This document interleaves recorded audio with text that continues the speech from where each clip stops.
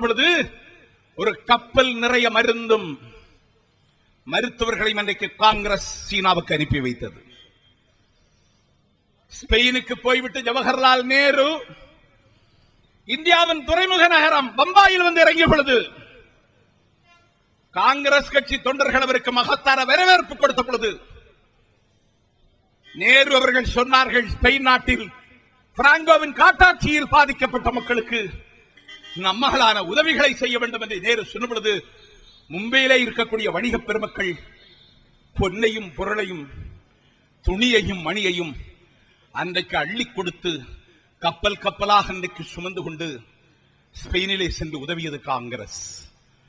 ஏகாதிபத்தியம் காங்கிரஸ் எதுவும் செய்யவில்லை. இன்றைக்கு எங்கள் தமிழர்களுக்கு ஏதாவது உதவி உண்டா? இந்தியா செய்ததா?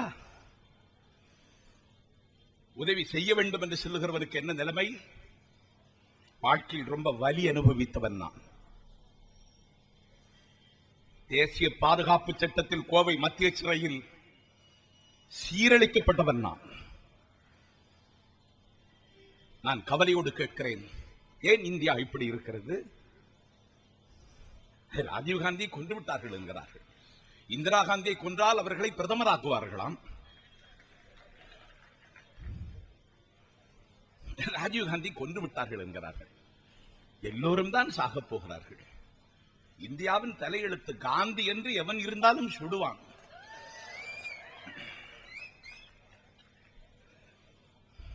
நான்கில் சம்பத்து இங்கு பேசுகிறேன். எனவே நான் சென்னைக்கு பயணப்பட வேண்டும். வழியிலே செத்துவிட்டால் நீங்கள் என்ன சொல்லுவீர்கள்? விதி என்பீர்கள்.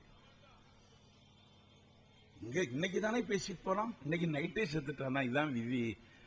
அங்க இங்க பேசிட்டு சாகணும்னு விதி இருக்குன்னு சொல்லுவீங்க. கர்மம் தலையெழுத்து, கடவுள் வகுத்த விதியை நம்புகிற மக்களை கேட்கிறேன். எல்லாரும் செத்தாலும் விதி பொருந்தும். ராஜீவ்காந்தி செத்தா விதி பொருந்தாதோ? விதின்னு ஒத்துக்க சொல்ல. கிருபானந்த வாரியார் ஒரு கூட்டத்தில் பேசினார். நான் ரொம்ப மதிக்கிறவர் அவர். நான் கல்லூரி மாணவனாக இருந்த பொழுது எனக்கு ஞான சிறுவன் என்று விருது தந்தவர் அவர். வானம் தவறினாலும் வாய்த்த குலமகளிர் தன்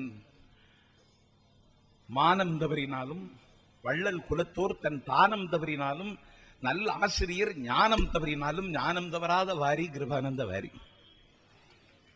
இந்த வாரியார் சுவாமிகள் ஒரு கூட்டத்தில் கந்தர் அலங்காரம் பற்றி பேச போன மேடையில அறிஞர் அண்ணாவினுடைய மரணத்தை கொச்சைப்படுத்தி பேசிட்டார்.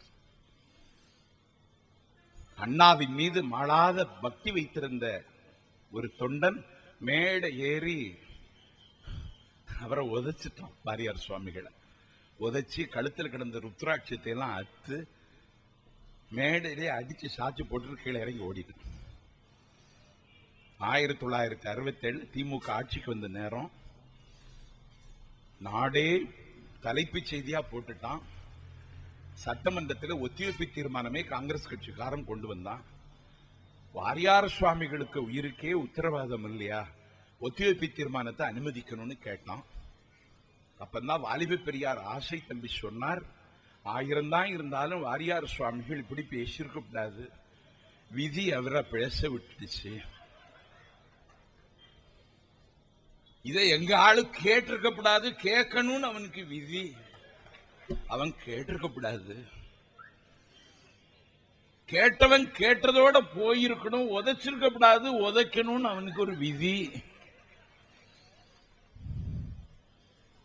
இத பேப்பர்காரன் போட்டிருக்க கூடாது, அவன் விதி போட்டு தொலைச்சிட்டான். இத சட்டமன்றத்தில் ஒத்திவைப்பு தீர்மானமா நீங்க கொண்டு வந்திருக்க கூடாது, உங்க விதி, இத கொண்டு வரணும். ஏன் விதி இந்த ஒத்திவைப்பு தீர்மானத்தை அனுமதிக்க கூடாது, இது ஏன் விதின்னாரு.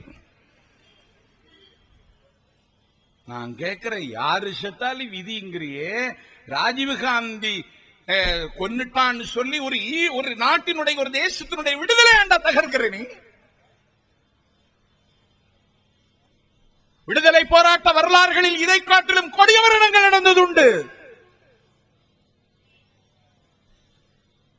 அமெரிக்காவில் நிறத்துமருக்கு முடிவு கட்டி ஒரு மண்குடிசையில் பிறந்த வெள்ளை விதானத்தை அலங்கரித்த ஆபிரகாம் லிங்கன் அங்கே கொல்லப்படவில்லையா?